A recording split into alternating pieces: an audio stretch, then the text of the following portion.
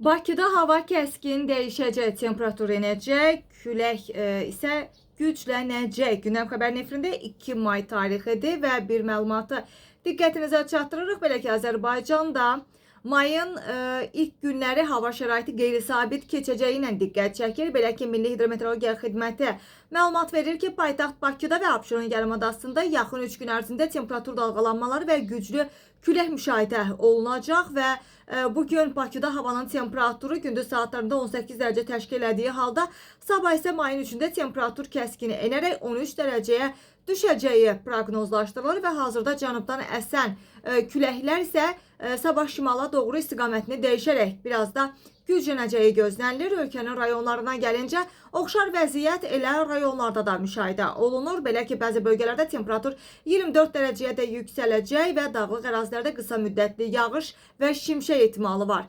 Bakı üçün verilən sarı xəbərdarlıq küləyin sürətinin bəzi anlarda saniyədə 20 metrə çatacağı gözlənilir ki, sakinlərə hündür ağacların və müvəqqəti konstruksiyaların yaxınlığında ehtiyatlı olmaq tövsiyə olunur. Bazar ertəsindən də etibarən havanın temperaturunun yenidən tədricən yüksələcəyi, lakin dəyişkən buludlu hava şəraitinin isə üstünlük təşkil eləyəcəyi gözlənilir.